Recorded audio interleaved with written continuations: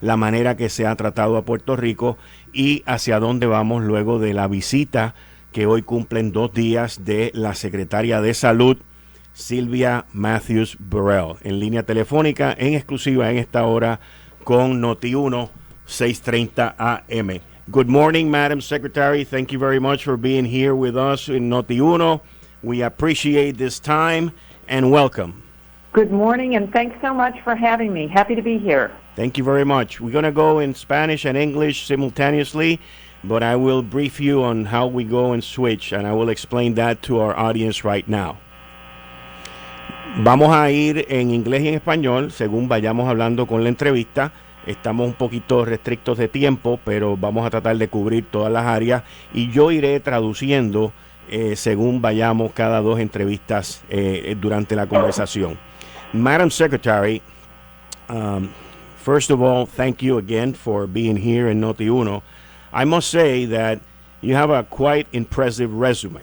Harvard graduate, Rhodes Scholar, McKinsey & Company, National Economic Council, Chief of Staff of Treasury Secretary Rubin, Deputy Chief of Staff to President Bill Clinton, OMB, Director of MetLife, 2005 Wall Street Journal Top 50 Women to Watch, Walmart Foundation member, Bill and Melinda Gates Foundation.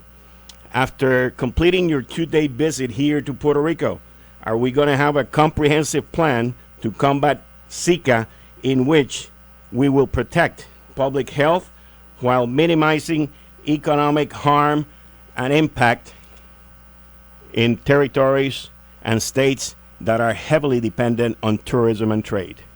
That is why I'm here visiting, because we are going to be your partner in doing that and are your partner in combating Zika, making sure that people have the information they need, especially pregnant women, on how to prevent and take care of the risks, to make sure that we are focused that people have access to the tools they need, and whether that's contraception or spraying and prevention for the mosquitoes. Today, we've announced $5 million additional dollars that will go to clinics across the island, community clinics, to help people have access to the information and the tools they need. We're going to continue working, as we have, with the blood banks and others, to make sure that the blood supply here is clean for everyone to use, and making sure that we can do everything. An important part of that will be getting money from Congress, and I spend time on that every day to try and get the $1.9 billion we've asked for, and $246 million of that will be to help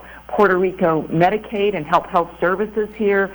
Another $165 million of that would be to help with things like spraying, education, and other efforts. So we are here today to listen, and I'm here also to make sure folks know about the information about Zika as well as our support.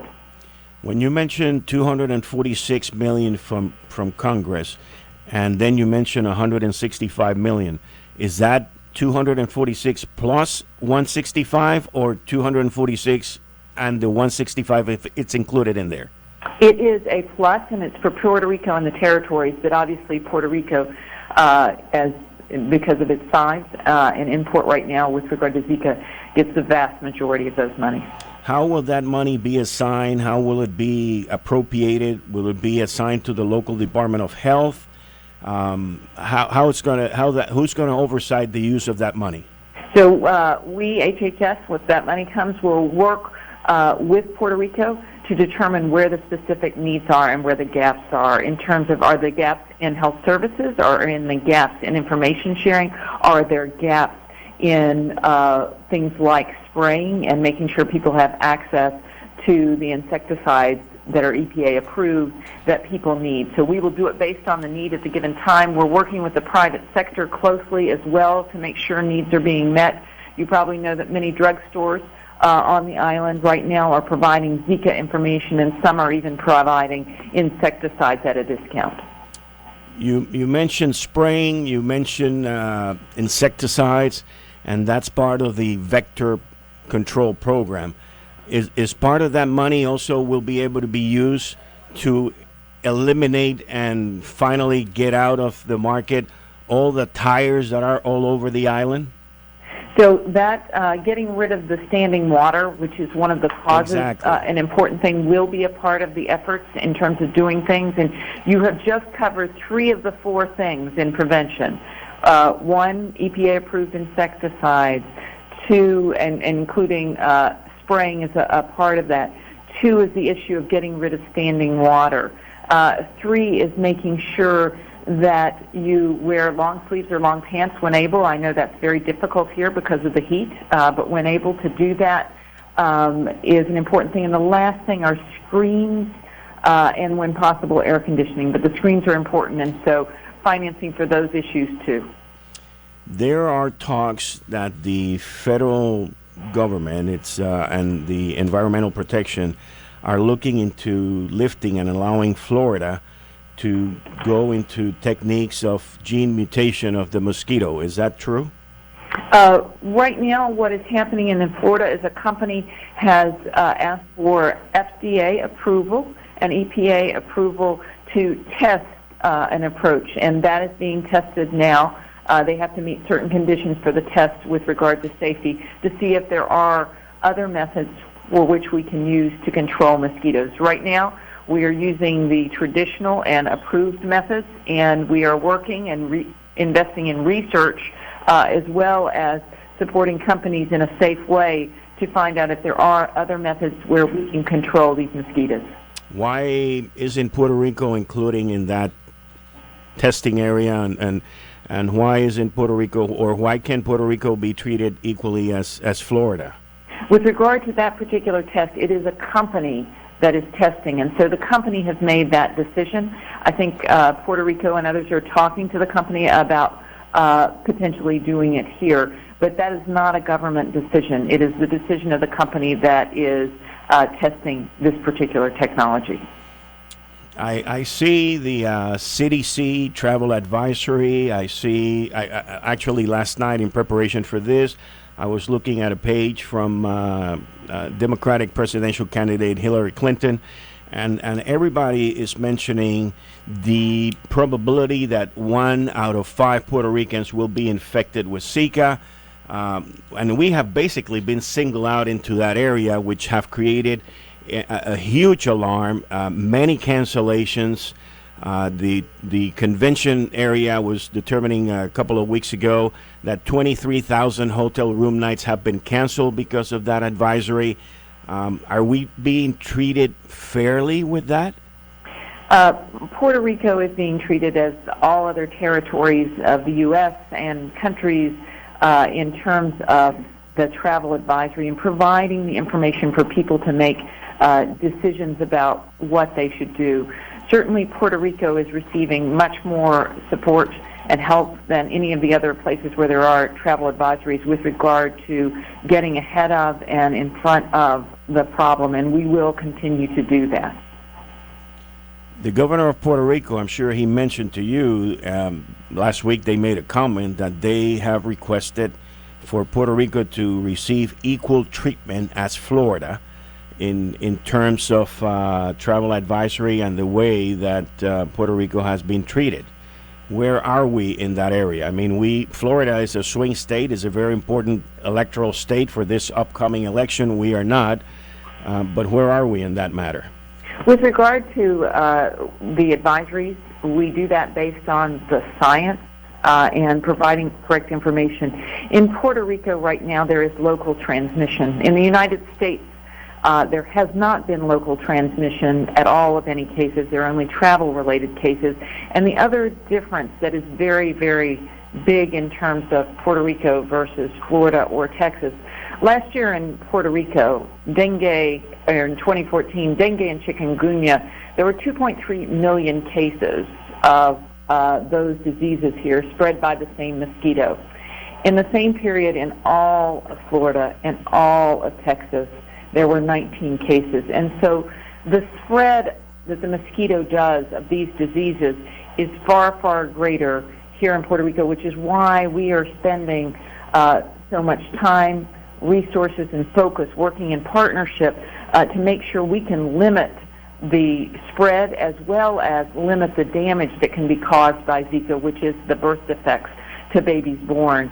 And certainly that takes 9 months to see, but we want to make sure we're working so hard on that now, so when those women who are pregnant and have Zika get to the end, that we've done everything possible that they don't have that negative outcome. As part of the program and the coordination for, confronting this issue with Zika, is your department coordinating with labs, pharmaceutical companies, research funders, and government to avoid duplication and also to create a vaccine that can be affordable and quickly to the public? Yes, and I think that you're flagging something that's a very important part of why we need the supplemental money from the Congress now. We are doing exactly what you said, which is we're doing research in the government, but we're engaging with the private sector, so we're pursuing as many options as possible to, as quickly as possible, hopefully get a vaccine. And so we need the funding, because for other companies to engage with the government on producing a vaccine, they need to know that the government will be a good, solid partner and be able to deliver on what it says. We're hopeful that a vaccination phase 1 will be in trials in September. It will probably take around 2 years to get a final vaccine if everything goes right with the science, but we want that to happen as quickly as possible because we believe that is a very important part of the long-term solution. 60% of our population is dependent on Medicare and Medicaid. And as you know, we don't get the funds and we are not treated equal in that area. The governor has made a request also to you in reference to that. What's your position on that? We agree and have a proposal. First, we are doing everything within our statutory ability to create better equity and to create more funds to flow. I personally made a decision recently that for Puerto Rico only, I asked the actuaries, the people who do analysis on some of the rate issues, to make a change that would more positively impact Puerto Rico than any other place in the United States. And therefore, Medicare rate increases will be higher in Puerto Rico than the average for all of the rest of the United States. And that was specifically for Puerto Rico. But the real issue we need to work on, as you mentioned, is Medicaid and equity and fairness there in two forms. One, making sure that Puerto Rico is paid by the federal government in a manner that is more similar to how other places are paid in the United States. And the other is to increase the ability for people with certain incomes to access Medicaid. We have a proposal before the Congress right now. I spend time and I'm working hard to work with the Congress to make sure they understand the importance and why this is a necessary change. Madam Secretary, to finalize on the $1.9 billion in appropriation for Congress, why are the funds not proportionally with the impact of the disease in Puerto Rico? Well, I think in terms of the funds and the distribution of the funds, yes, they are disproportionately targeted towards Puerto Rico right now. Puerto Rico relative to all of the other states in the Union in terms of the funding, because much of the other parts of the funding, the 1.5 that would go to HHS is for research, and obviously that benefits everyone. But in terms of funds that are going to states on the mainland and Hawaii, right now the funds, a much larger portion of those will go to Puerto Rico because we do believe, I think as your question indicates, that the problem is more acute here. Madam Secretary, thank you very much, and we hope to continue with your support in this situation, in dengue, chikungunya, and the other things that are here to come. You know, we're having a very tough financial time. Tourism will be definitely affected by this, and we need all the help we can get. Thank you very much for your time. Thank you so much for having me, and that is a big part of why I'm here and doing this visit, is to both make sure folks know the support and make sure people know I am here and visiting. Thank you very much. Thank you. Bye-bye. Mis queridas amigas, amigos, ahí tuvimos una entrevista con la Secretaria de Salud de los Estados Unidos, la Secretaria Federal, Sylvia Burwell. La entrevista comenzó, esta señora, quiero que sepan, o sea, tiene un resumen impresionante, no solamente en el sector privado, pero en el sector gubernamental. graduada de la Universidad de Harvard, estudió en la Universidad de Oxford en Inglaterra, es un Rhodes Scholar, que estos son los principales, los que mejores notas tienen que van a estudiar fuera de los Estados Unidos. Trabajó en la empresa de consultoría McKinsey & Company, fue parte del National Economic Council, fue jefa del staff, Chief of Staff, bajo el secretario Robert Rubin en la administración de Bill Clinton. Fue Deputy Chief of Staff para el presidente Bill Clinton. Trabajó en la oficina de gerencia y presupuesto OMB. Fue directora de la compañía de seguros MetLife. En el 2005 el Wall Street Journal la señaló a ella como una de las top, de las 50 principales mujeres para to watch, para estar viendo su carrera, su futuro. Fue miembro de la fundación de Walmart, miembro de la fundación de Bill and Melinda Gates. Y la primera pregunta fue, después de estos 2 días de visita, ¿cuál es el plan? Y ella me explicó que estamos aquí para ser partners, para compartir la responsabilidad. Se le han asignado a Puerto Rico $5 millones. Estamos en espera de los 1.9 billones de dólares en el Congreso. Habló sobre 246 millones de dólares también para Puerto Rico, 165 millones de dólares para Puerto Rico. Mi pregunta luego más adelante fue para qué este dinero se va a usar en lo que se conoce como vector control. Vector control tiene que ver con controlar todas aquellas áreas donde se empoza el agua. Y también tiene que ver con los insecticidas y con las fumigaciones. Me dijo que sí. Le pregunté si parte de ese dinero se podía utilizar para eliminar todas las gomas que hay en Puerto Rico, a pesar de que todas las administraciones y todos los gobiernos, todos, cobran los chavos de los impuestos de las gomas y después no las recogen. Pues miren, lamentablemente la ineptitud permite que el dinero también, y no lo digo por el dinero federal, lo digo por la ineptitud de estos de aquí, del gobierno de Puerto Rico, de todas las administraciones que se quedan con los chavos de la goma y no las recogen. Pero el dinero se va a también poder usar para controlar el empozamiento del agua, que principalmente tiene que ver con las gomas. Le pregunté a ella por qué en los avisos, en las alertas sobre viajar a Puerto Rico, se estaba tratando a Puerto Rico de una manera alarmante, donde se dice que 1 de cada 5 puertorriqueños va a estar infectado. Ella me dio unas cifras ahí de que en Puerto Rico es donde más donde más casos hay, donde más se han infectado, y básicamente me dijo que en los Estados Unidos los casos que habían, principalmente los casos que habían, eran no porque se habían infectado en esos estados, o sea que donde está más latente la infección es aquí en Puerto Rico con el mosquito. Le pregunté también si se estaban utilizando dentro de este plan, si se estaban utilizando para combatir el Zika, la coordinación con laboratorios, compañías farmacéuticas, personas que hacen investigación sobre esto, para evitar la duplicidad y tener un avance más rápido científico. Me dijo que sí, que ellos esperaban ya tener resultados para el 1 de septiembre.